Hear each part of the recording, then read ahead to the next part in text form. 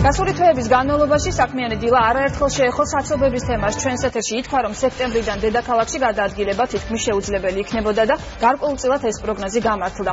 საცობები, გადაკეტილი გზები, დაწყებული და ამ დრომდე დაუმთავრებელი საგზაო სამუშაოები. აქვს თუ არა გეგმა თბილისის მთავრობას ამ პრობლემის მოსაგვარებლას? ჩვენს კითხვებს დედაქალაქის მერის მოადგილე ირაკლი ლექვინაძე უპასუხებს. მოგესალმებით, ბატონო ირაკლი. მოგესალმებით, გილოცავთ ახალ სეზონს და გისურვებთ. დიდი მადლობა. ბატონო ირაკლი, ძალიან ასე ვთქვათ, მნიშვნელოვანი და პრობლემატური თემა არის საცობების თემა, რაზეც უამრავი ადამიანი საუბრობს, თბილისელები გაუთავებელ ძალიან აქტუალური თემაზე. ჩვენ გვაინტერესებს კონკრეტული გეგმა, დევს თუ არა თბილისის მერიაში, როგორ უნდა გადაიჭრას ეს საკითხი.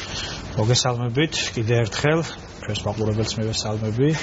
რა თქმა უნდა, ეს პრობლემა არის და ყველა დიდი ქალაქის პრობლემაა ზოგადად საცობები. პირველ რიგში სანამ ვიტყოდეთ თუ როგორ ხედავთ და ბუნებრივია ჩვენ გვაქვს ხედვა ამ საკითხთან დაკავშირებით, უნდა ვიცოდეთ რა არის თავი მიზეზი ამ საცობების. სამძერთან მიზეზს გეტყვით, რაც ჩვენ დაკვირვებით არის თბილისის საცობების მიზეზი. პირველი ეს არის რა თქმა უნდა გაზრდილი ავტოპარკი, რომელიც ბოლო მონაცემებით დაახლოებით 390,000-მდე ავტომობილია რეგისტრირებული თბილისში და ყოველდღიურად მოძრაობს დაახლოებით 500,000-მდე. ბუნებრივია ეს ციფრი და იცით თქვენ ავტომობილების თემატიკა რო ძალიან ხელმისაწვდომია, მოსახლეობას აქვს საშუალება და ეს ძალიან კარგია, მაგრამ ამის პარალელურად ბუნებრივია ჩდება მეორე პრობლემა. ავტომანქანების ავტოპარკის დასთან მიმართულებით რომ ვისაუბროთ, გავაგზავნოთ ეს თემა უფრო სწორად. თქვენი ოპონენტები საუბრობენ, რომ ამ მიმართულებით, როდესაც იზრდება თქვა ავტოპარკი, უნდა იზრდებოდეს, უნდა აქტიურდებოდეს ინფრასტრუქტურის სამუშაოები, იგივე ესტაკადების, ხიდების, გადასვლების მშენებლობა, რატომ არ მიმდინარეობს ეს სამუშაოები? აი გეტყვით მივალ მაგამდეც, მეორე პრობლემა ეს არის. მოდი მეც მოძრაობ, მეც დავდივარ ქვეითად მოსიარულეთ და მთავარი პრობლემა არის მოუწესრიგებელი მძღოლი და მოუწესრიგებელი ქვეითად მოსიარულე. ძალიან ხშირია შემთხვევები, როდესაც მძღოლიც არღვევს და ცდილობს ესე რომ ვთქვათ გარკვეული ისინი მცირე დარღვევებით გავიდეს ფონს და ასევე ქვეითად მოსიარულე, რომელიც გადადის იქ, სადაც არ უნდა გადადიოდეს. ამიტომ ეს ქმნის ერთგვარ ქაოტურობას ხშირად, რაც რეალობაში არა ახალი არ არის, რა თქმა უნდა, თუმცა ქართული რეალობაა. კი, შეიძლება სხვაგანაც არის, არ ვიცი, ყოველ შემთხვევაში ესეც ქმნის გარკვეულ პრობლემებს ამ ნაწილში.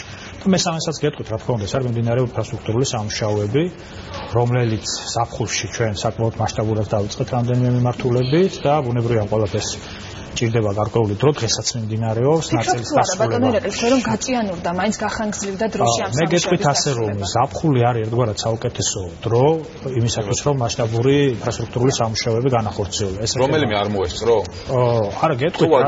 არა, ვადებში პრინციპში ყველა ჯდება, უბრალოდ მან ეს ინფრასტრუქტურული სამუშაოები ვის ნაწილი გადავიდა სწავლის დამთავრების შემდეგაც. ხო, თავი პრობლემა როდის დავიდა, ხო, როდის აი 14 სექტემბერი, როდესაც აი პრაქტიკულად დღის პირველი ნახევარი იყო საკმაოდ რთული. თუმცა პატრულმა მუშაობაში დამოგვიანდება დღეს დილით.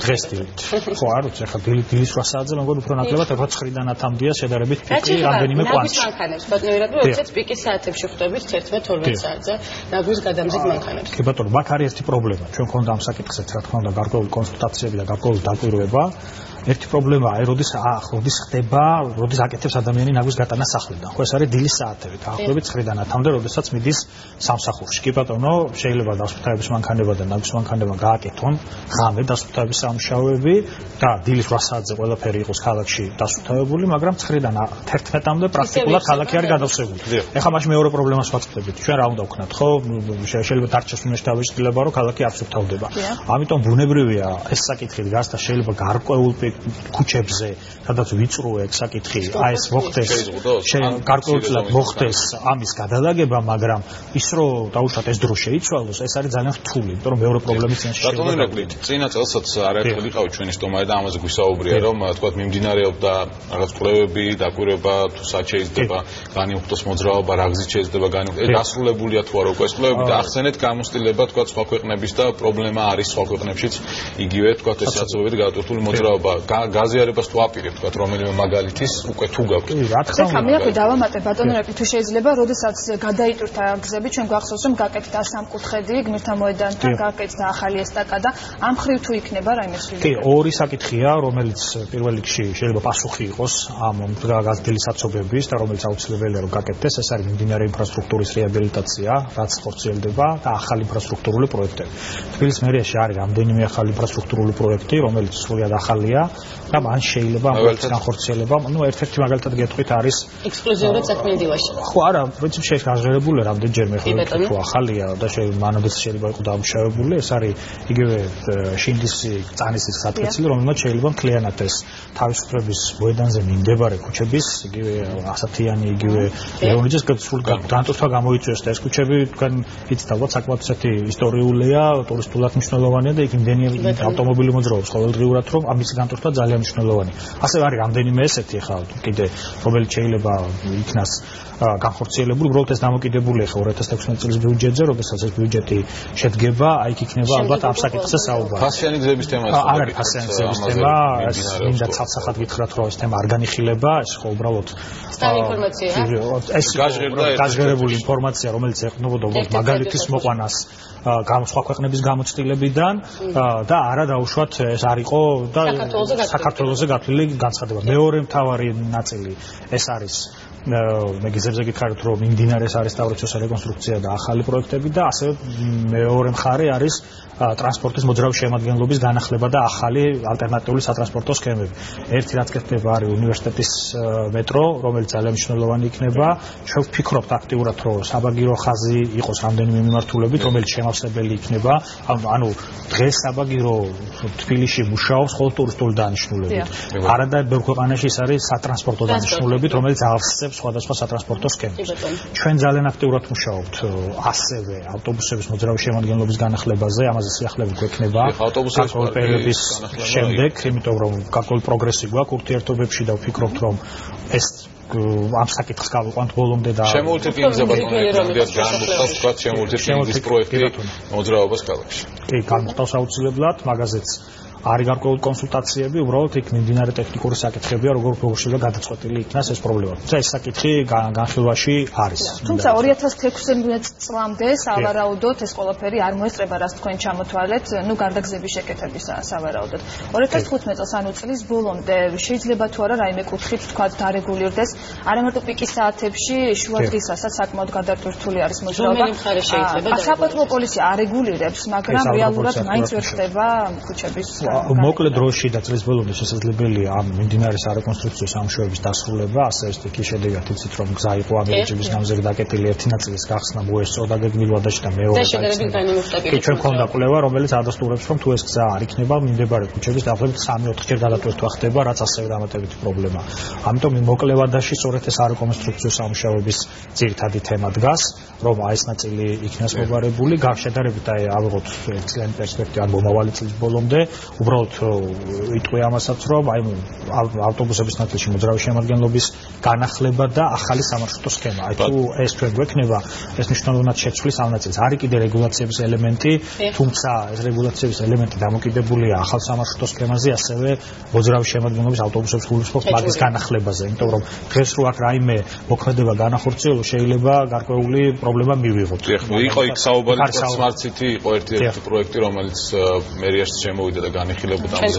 ბატონო რიაკნი, მინდა კითხოთ მაყურებელი დაინტერესდა ჩვენი წმეთი ბეთანის დამაკავშირებელი გზასთან დაკავშირებით რაიმე სიახლე ხომ არ არის. მაგ როგორც ვიცი მიმდინარეობს გარკვეული კვლევები და ველოდებით შედეგს რომ ამ შემდეგ იქნას გარკვეული გადაწყვეტილება მიღებული. ჯერჯერ კონკრეტული არაფერი ისეთი. კონკრეტული არაფერი, თუმცა ხო ამ კვლევის შედეგზე იქნება დამოკიდებული გადაწყვეტილება. მე მაინც მინდა ორი სიტყვით დაუბრუნდეთ გზების შეკეთებას, თქვენ ახსენეთ რომ ძალიან მალე დასრულდებოდა, თუმცა თუ არ ვწდები დაახლოებით 2 თვეზე მეტია დავით აღმაშენებლის ძეგლთან არის გზა გადაკეტილი ვაშლიჯრის სასახლეთან, რაც მუდმივად ქმნის პრობლემას, თან ეს არის ერთ-ერთი მნიშვნელოვანი მაქსიმალურად არის ხოლმე დატვირთული. ბატონო, თბილისში შემოსასვლელია და პრობლემურია, რა თქმა უნდა, თუმცა როდესაც გაკეთდა იმ ხიდის ექსპერტიზა, გულისხმობ დიღმილაზე არსებულ ხიდს, ის არის 1956 წელს თუ არ ვწდები, გაკეთებული ხიდი, მისი მდგომარეობა იყო ძალიან სავალალო. და აქ ბუნებრივია, მიუხედავად იმისა, რომ ის შეზღუდვებს ქმნის, იმ ხიდის ისე დატოვება იყო შეუძლებელი. როგორც ვიცი, სადღაც ოქტომბრის ბოლომდეა ეს ჯერ ერთი მხარე იქნება დასრულებული და მეორე მხარე. კიდევ ერთი თემა, რომელიც აწუხებს მოსახლეობას, შიდა გზები, შიდა ქუჩები, ასე ვთქვათ. როდესაც ვთქვათ, იგივე ამ თემაზე ვაკეთებდი რეპორტაჟს, როდესაც მივდიოდი გამგეობაში და ვესაუბრებოდი იგივე ქალაქის გამგებლებს, მიეუბნებოდნენ, რომ ვთქვათ, იგივე Georgia Motors Power-ი, იგივე სხვა კომპანიები, ვთქვათ, რომ ვალდებულება აქვთ, რომ ვალდებულება არ აქვთ პრინციპში, ან აქვთ, რომ შეაკეთონ, ვთქვათ, მეტის ქვეშე სამუშაოები, რომ დაიწყონ. ამის გარეშე ჩვენ ვთქვათ, ვერ ვაკეთებთ ვაკეთებთ გზების რეაბილიტაციას. მერიას თუ აქვს რაღაცნაირად კომპანიასთან მოლაპარაკება, რომ თქვათ მათ დროზე გააკეთონ, ჩაატარონ სამუშაოები, რომ შემდეგ უკვე მოხდეს თქვათ გზის რეაბილიტაცია და საფარი შეცვლა ახლის დაგებანაში. ეს პრობლემურია გეტყვით, იმიტომ რომ ეს მიწისქვეშა კომუნიკაციები რაც გარდის და ხშირად მოძველებულია საკმაოდ. რა თქმა უნდა და თან ახალი კორპუსების ექსპლუატაციაში მიღების შემდეგ ბუნებრივია დატვირთვა მათი იზრდება და ეს დატვირთვა უკვე საკმაოდ დიდია იმისათვის რომ დაუშვათ ეს ქსელმა ნორმალურად შეძლოს ექსპლუატაცია. ამიტომ ხშირია შემთხვევები, როდესაც ხდება ეს ავარიული სიტუაცია. წარმოიდგინეთ არის ეგეთი შემთხვევები, როდესაც გზა გაკეთებულია, საფარი დაგებულია, მაგრამ ხდება მის გადათხრა იმის გამო, რომ მიწისქვეშა კომუნიკაცია. ხო, ამიტომ ეს ახლა წარმოიდგინეთ რამხელა მასშტაბის არის სამუშაო, რომელიც ამ თლიანად მიწისქვეშა კომუნიკაციების გამოცვლას ითხოვს. კომპანიასთან არის გარკვეული კონსულტაციები, ჩემ პირდაპირ ეს არ არის ეს ჩემ პირდაპირ მიმართულება, უბრალოდ იმ ინფორმაციას რაც მაქვს იმას გეტყვით, ანუ მე ჩემ მიმართულება არ არის მასთან აქტიური მუშაობა, თუმცა არის აქტიური კონსულტაციები, რომ იგივე თუნდაც საინვესტიციო ვალდებულებების ნაწილში მოხდეს რიგი სამუშაოების წარმოება, ან ვალდებულებაში თუნდაც ის გადათხრილი გზის შემდეგ, ასე ვთქვათ, დასწორება მინიმუმ და იმ ფორმაში მოყვანა, რომ შემდეგ ეს არ იყოს პრობლემური, რადგანაც არის შემთხვევა, რომ გადათხრილია, მაგრამ გარკვეული დრო რჩება ესე და ეს არის პრობლემა რეალურად ბატონი რეგულაციებზე ძალიან მოკლედ რომ გვიპასუხოთ ბოლოს დრო გვეწურება ასე ვთქვათ ფასიან გზებზე გავიგეთ რომ არა იყო საუბარი კენტი და ლუწი ნომრები ან მსგავსი რეგულაცია იქნება მიღებული მსგავსი რამე იგივე მარჯვენა საჭიანო ჯერჯერო არა ჯერჯერობით ეგ თემები მარჯვენა საჭიანების თემა ტექნიკური დათვალიერების თემა ეს არ არის მერის კომპეტენცია ეს არის ცენტრალური პროცესის შეფებოდა ამ რეგულაციებს რომ შემოღებულიყო ხო მარჯვენა საჭიანს გულისხმობთ